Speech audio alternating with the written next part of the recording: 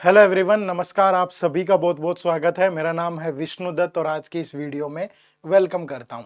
SBI PO 2024-25 के लिए notification out हो चुकी है। टोटल नंबर ऑफ वैकेंसी जो है वो 600 है, ठीक है। और इन 600 वैकेंसीज के लिए आप 27 दिसंबर से लेके 16 जनवरी तक अप्लाई कर सकते हो। और जो प्रीलिम्स पेपर होगा आपका, उस प्रीलिम्स पेपर की जो डेट है दैट इज 8 एंड 15 मार्च, ठीक है। 8 और 15 मार्च को आपका प्रीलिम्स पेपर होने जा रहा है। और इस 8 और 15 मार्च को होने वाले प्रीलिम्स पेपर के लिए आपका स्टडी प्लान क्या होना चाहिए, यानी कि सबसे पहले तो मेरा सिलेबस क्या है, फिर मैं कौन से टॉपिक टारगेट करूं और मैं कहां से पढ़ूं कि बहुत अच्छे से प्रिपेयर कर पाऊं। रिसोर्सेज प्लान सब कुछ बताऊंगा, वीडियो को एंड तक जरूर देखिएगा। शुरू करते हैं। तो सबसे पहले प्रिलिमिनरी के अंदर एक बड़ा चेंज हुआ है एग्जाम के पैटर्न में। वो एग्जाम पैटर्न में क्या चेंज हुआ है, total number of question same है 100 मार्क्स के और एक ही घंटा मिलेगा आपको। लेकिन क्वांट और रीजनिंग के जो क्वेश्चन पहले 35 आते थे और इंग्लिश के क्वेश्चन 30 आते थे, अब 35 की जगह 30 और 30, यानी क्वांट और रीजनिंग के क्वेश्चन 30 कर दिए गए हैं और इंग्लिश के नंबर ऑफ क्वेश्चंस को 10 बढ़ा दिया गया है और इन दोनों के क्वेश्चंस को 5 कम कर दिया गया है। मार्क्स वही रहेंगे same, 30 question 30 marks, 30 question 30 marks और इंग्लिश लैंग्वेज के 40 क्वेश्चन 40 मार्क्स। और 20 मिनट आपको यहाँ पे मिलेगी सेक्शनल टाइमिंग, जो पहले भी मिलती थी। कोई सेक्शनल कट ऑफ नहीं है, पहले भी नहीं होती थी। और नेगेटिव मार्किंग आपकी 1/4 है। लेकिन अब इनको टारगेट कैसे करना है, तो वन बाय वन सारी चीजें डिस्कस करेंगे, ध्यान से सुनना। तो first thing to be done, पहली चीज क्या है जो हमें करनी चाहिए। देखो बच्चे, जब भी हम कोई भी टारगेट की तरफ कदम रखते हैं, बढ़ाते हैं, प्रिपरेशन की सोचते हैं, तो पहली चीज हमेशा क्या होती है कि आपको अपना टारगेट स्कोर पता हो कि यार मुझे मंजिल तो पता हो ना कि कहां जाना है। तो प्रीलिम्स के अंदर आपका जो टारगेट स्कोर है वो मिनिमम 60+ होना चाहिए फॉर द यूआर कैटेगरी। कारण क्या है, एक तो कट ऑफ पहले भी इतनी जाती रही है, दूसरा नंबर ऑफ वैकेंसीज कम है। पिछले साल 2000, अब 600, तो कंपटीशन भी टफ होगा। पीओ और क्लर्क दोनों के लिए तैयारी कर रहे हैं, अभी आईबीपीएस पीओ होके हटा है, तो गर्म तवे पे है रोटी, ठीक है। कोई भी सेक लेगा दोस्त, अगर आपने मेहनत नहीं की आप पीछे रह जाओगे। ठीक है, चलो। तो पहले तो अपना टारगेट स्कोर मिनिमम 60 मार्क्स आपको प्री में करना ही पड़ेगा। उसके बाद अब कुछ इंपॉर्टेंट पॉइंट है जिन पे आपको फोकस करना है, ठीक है। वो कौन से इंपॉर्टेंट पॉइंट है, वन बाय वन बात करेंगे। तो सबसे पहला ये है कि understand the syllabus of prelims and set your priority topic. अपने सिलेबस को समझो कि प्रीलिम्स में क्या क्या आता है और अपने प्रायोरिटी टॉपिक भी डिसाइड करो कि यार प्री में यहां इतना फोकस करूं, यहां इतना करूं, तभी आप कर पाओगे। अगर पूरा सिलेबस कंप्लीट करने बैठोगे ना दोस्त, ना तो होता है पेपर में और ना आपके पास समय है, ठीक है, बहुत मुश्किल हो जाएगा।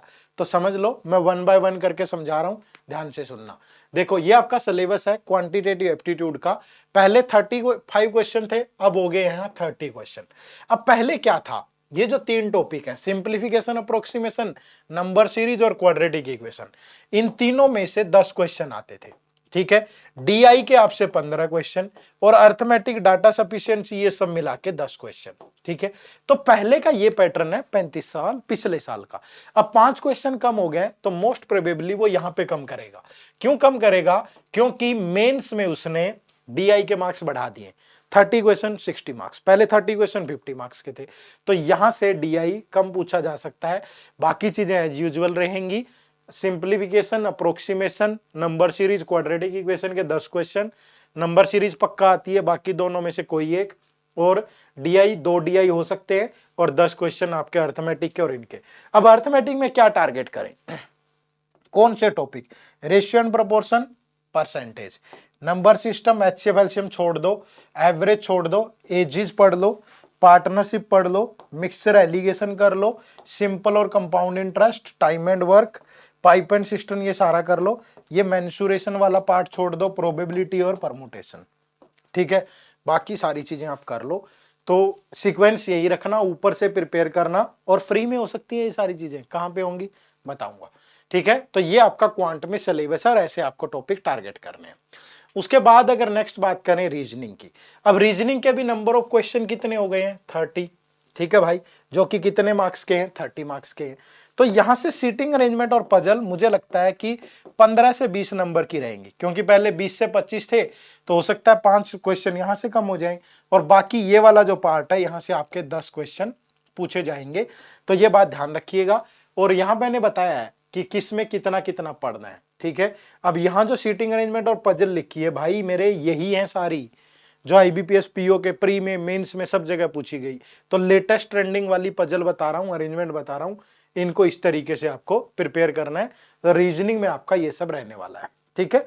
उसके बाद फिर इंग्लिश की बात करें। अब इंग्लिश में थोड़ा चेंज हुआ है। इंग्लिश में क्या चेंज हुआ है, पहले जो 30 क्वेश्चन थे अब उनका बना दिया 40 क्वेश्चन 40 मार्क्स।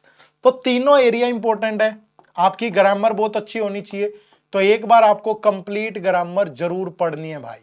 अगर आपने ग्रामर नहीं पढ़ी तो फिर आप फेल हो जाओगे, ठीक है। उसके बाद वकाब और कॉम्प्रिहेंशन के लिए रीडिंग स्किल बहुत इंपॉर्टेंट है दोस्त। अगर आपकी रीडिंग स्किल अच्छी नहीं है तो फिर मतलब आपके लिए वकाब ऐसा नहीं है कि 10 वर्ड हर रोज रट लेते हैं, गया जमाना, हो जाता था कभी, अब नहीं होने वाला, ठीक है। अगर आपका इंग्लिश में इंटरेस्ट है, द हिंदू बेस्ट है भाई, शुरू कर दो किसी भी कीमत पे, है ना। अगर नहीं इंटरेस्ट है तो नॉवेल्स, मैगजीन्स, फला फला चीजें पैदा करो इंटरेस्ट, क्योंकि 2 सब्जेक्ट हैं जो आपको एसबीआई पीओ की जॉब दिलाएंगे। याद रखना, आज बता रहा हूं, एक इंग्लिश एक जीए। इंग्लिश और जीए मोस्ट स्कोरिंग सब्जेक्ट है, तो आपको इंग्लिश चाहे आए ना आए आपको करनी ही पड़ेगी, पीछे पड़ जाओ इंग्लिश के। और प्री में मोस्टली क्वेश्चन इन टॉपिक से cloze test, reading comprehension, spotting error, para sentence completion, sentence rearrangement, मतलब 40 में से 25 से 30 क्वेश्चन तो इन्हीं से पूछने वाला है वो आपसे, जो मैंने यहाँ पे रेड कलर में दिखाए हैं आपको। तो ये आपके लिए इंग्लिश लैंग्वेज होगी प्रीलिम्स के लिए, ठीक है भाई। तो क्वांट, रीजनिंग, इंग्लिश तीनों की बात होगी। अब बारी आती है कुछ इंपॉर्टेंट पॉइंट। सिलेबस समझ लिया हमने, समझ लिया प्रायोरिटी टॉपिक कौन से करने हैं। अब स्टडी प्लान और बाकी चीजें देखो। ये बात हमेशा ध्यान रखना, जब भी आप क्वांट, रीजनिंग, इंग्लिश पढ़ोगे ना अभी, तो आपको सबसे पहले टॉपिक वाइज शुरू करना है, ठीक है, टॉपिक वाइज। और टॉपिक वाइज में भी पहले अपना बेसिक क्लियर करो, जितनी भी आप उस पर ट्रिक सीख पाए ट्रिक्स पे काम करो, और कंसेप्ट क्लियर करो, और फिर उस पर टॉपिक वाइज प्रैक्टिस करो, ठीक है। ये चीज ध्यान रखना, हर एक टॉपिक का बेसिक क्लियर होना चाहिए, ट्रिक्स भी आनी चाहिए, कंसेप्ट्स भी आने चाहिए, और कम से कम 50 क्वेश्चन उस पर प्रैक्टिस करो। 70 दिन है यार प्री में, अभी 70 दिन बहुत होते हैं दोस्त। उसके बाद फिर सेक्शन वाइज प्रैक्टिस करो, सेक्शन वाइज, ठीक है। और फिर आप उसमें फुल लेंथ टेस्ट लगाओ। अगर आप फुल लेंथ टेस्ट लगाओगे इसके बाद, तब आपके मार्क्स आएंगे। अदरवाइज यहीं से शुरू करते हैं कुछ लोग, देखते ही नहीं ना, मिस्टेक्स को एनालाइज करते, फेल हो जाते हैं, कोई फायदा नहीं होगा। इस सीक्वेंस में आगे बढ़ो, आपके लिए वंडरफुल रहेगा, ठीक है। तो ये चीज आपको ध्यान रखनी है। उसके बाद नेक्स्ट जो है, do not avoid mock test और ओवर अटेम्प्ट। ये बहुत बार गलतियां करते हैं कुछ बच्चे, तो मॉक टेस्ट से ही शुरू करेंगे और कुछ मॉक टेस्ट देते ही नहीं है। दोनों चीजें गलत है। मॉक टेस्ट देने चाहिए, लेकिन मॉक टेस्ट देने का तरीका है पहले टॉपिक वाइज, फिर सेक्शन वाइज, ठीक है, और फिर फुल लेंथ। और जब भी फुल लेंथ दो तो फुल लेंथ में हमेशा लिखो कि इस टेस्ट में, पहले टेस्ट में मेरी ये 2 गलतियां हैं और इनका ये 2 गलतियों का सॉल्यूशन है, ठीक है। फिर अगला टेस्ट दो, उसमें ढूंढो कि कौन सी 2 गलतियां करी, फिर उनका सॉल्यूशन। ऐसे ये सही तरीका है। मतलब 1 घंटे का टेस्ट है तो 1 घंटा उसके एनालिसिस पे भी लगना चाहिए भाई। मॉक टेस्ट देते हैं स्कोर चेक करने के लिए, फिर फेल, कोई फायदा नहीं है, ठीक है। तो ये तरीका अपनाइए मॉक टेस्ट देने के लिए, ठीक है भाई। उसके बाद practice is the key. Practice के बिना भी कुछ नहीं होगा और अकेली प्रैक्टिस से भी कुछ नहीं होगा, क्योंकि प्रैक्टिस किस चीज की करोगे अगर सीखा ही नहीं है। तो प्रैक्टिस करो, लेकिन पहले सीखो फिर प्रैक्टिस करो, ठीक है। नेक्स्ट जो है, that is follow the right sources. ये बहुत जरूरी है। अगर आपने राइट सोर्सेज नहीं फॉलो किए ना तो यहां फेल हो जाओगे, ठीक है। अब वो राइट सोर्सेज क्या है, देखो ये आपके सामने 3 ऑप्शन है। ये हमारा क्रैश कोर्स है, ठीक है, जिसमें प्री और मेंस की लाइव क्लासेज होंगी, चैप्टर वाइज टेस्ट होंगे, क्वांट, रीजनिंग, इंग्लिश प्री और मेंस के, सेक्शनल टेस्ट होंगे, सोल्ड पीवाईक्यू होंगे, फुल लेंथ टेस्ट होंगे प्री और मेंस के, और इसके अलावा यहां पे आपको पूरी एक प्रॉपर मेंटरशिप मिलेगी, ठीक है। इसके अलावा ये एसबीआई पीओ की टेस्ट सीरीज है। अगर आप यहां इनरोल करते हो तो ये टेस्ट सीरीज इसी का पार्ट है, और ये पीओ और क्लर्क दोनों एग्जाम के लिए टेस्ट सीरीज है। आप यहाँ पे भी कर सकते हो। तो ये आपके पास तीनों ऑप्शन है, तीनों में से किसी को भी चूज कर सकते हो और आपको कुछ नहीं करना, सिंपली इसी वीडियो के डिस्क्रिप्शन में भी लिंक है, अदरवाइज सिंपली आप जाओ गूगल पे, ठीक है, और क्या टाइप करो, एडियोटैप, ठीक है, सिंपली यहाँ एडियोटैप टाइप करना है।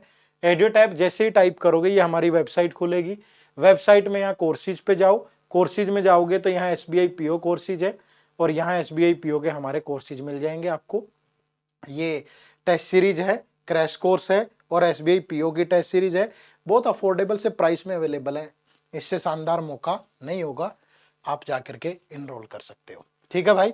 इसके अलावा अब बात करें कि सोर्सेज भी आगे हमारे, स्टडी प्लान क्या रहना चाहिए, ठीक है, तो स्टडी प्लान में आपका ये है, देखो कि पहले 30 डेज, फर्स्ट 30 डेज में आपको क्या करना है, आपको 2 घंटे मैथ, 2 घंटे रीजनिंग, 1 से 1.5 घंटे में इंग्लिश आराम से हो जाएगी, ठीक है। तो क्वांट और रीजनिंग में आपको लेवल प्रीलिम्स है लेकिन कंसेप्ट बिल्डिंग और ट्रिक्स पे फोकस करना है, ठीक है। और दूसरा इंग्लिश में आपको पहले ग्रामर कंप्लीट करनी है 1 से 1.5 घंटा, और इसके अलावा 30 मिनट आप रीडिंग पे जरूर दें, 30 मिनट रीडिंग पे जरूर दें। तो 30 दिन में ये आराम से कवर हो जाएगा बहुत। उसके बाद 30 से टिल एग्जाम तक आपको 4 घंटे डेली पढ़ना है, जिसमें एक मॉक टेस्ट लगाओगे, 1 घंटे का मॉक टेस्ट हो गया, 1 घंटे का सेक्शनल टेस्ट हो गया, 1-2 घंटा रिवीजन कर लो प्रीलिम्स की, बस आराम से हो जाएगा। तो डेली अगर आप 5 से 6 घंटे अभी देते हो और अगर आप वर्किंग एस्पिरेंट हैं तो 3 से 4 घंटे, तो आप आराम से वीकेंड पे ज्यादा निकाल लो, तो आप आराम से इस एग्जाम को क्वालिफाई कर पाओगे, ठीक है। लेकिन मेहनत करनी पड़ेगी दोस्त, ये बात ध्यान रखना, ठीक है। तो सारा मेहनत का है, मेहनत जितनी करोगे उतना ही आगे बढ़ता चलेगा मामला, ठीक है। तो यही डिस्कशन था आज के इस सेशन में, जहां पे मैंने आपको बता दिया कि 50 दिन में आप किन किन टॉपिक्स पे कैसे कैसे फोकस करके पढ़ सकते हो, बिल्कुल डिटेल में। अब ऐसा नहीं है कि मैं आपको ये बताऊं इस दिन ये टॉपिक पढ़ो, वो थोड़ा ज्यादा हो जाएगा। क्यों ज्यादा हो जाएगा? क्योंकि हमने हमारी प्लेलिस्ट में, हमारे यूट्यूब चैनल पे मैथ की प्लेलिस्ट है, वहां जाके खोल लो, 2-2 घंटे के 25 लेक्चर देख लो, खत्म, ठीक है। 30 दिन पढ़ लो, 1 लेक्चर डेली देखोगे, 1 घंटे का 1 लेक्चर है, तो 50 घंटे के लेक्चर अवेलेबल है, तो 50 घंटे में पूरा खत्म। पढ़ना आपके हाथ में, अपने तरीके से जागो, बनाओ चीजों को और मेहनत करो, अन्यथा बहुत पीछे रह जाओगे दोस्त, फिर सफलता हाथ से यूं फिसल जाएगी जैसे मुट्ठी से रेत फिसल जाता है, ठीक है। तो मैं उम्मीद करूंगा आप बेहतर तरीके से प्रिपेयर करोगे। आप सबको बहुत बहुत शुभकामनाएं इसके लिए, ठीक है। तो थैंक यू वेरी मच, फिर मुलाकात होगी। जो भी आपको लगता है कि मुझे यहाँ दिक्कत आ रही है एसबीआई पीओ या क्लर्क की तैयारी में, कमेंट बॉक्स में डालो यार, उसी पे वीडियो लेकर के आएंगे, उस प्रॉब्लम को लाइव सोल्व करेंगे, ठीक है।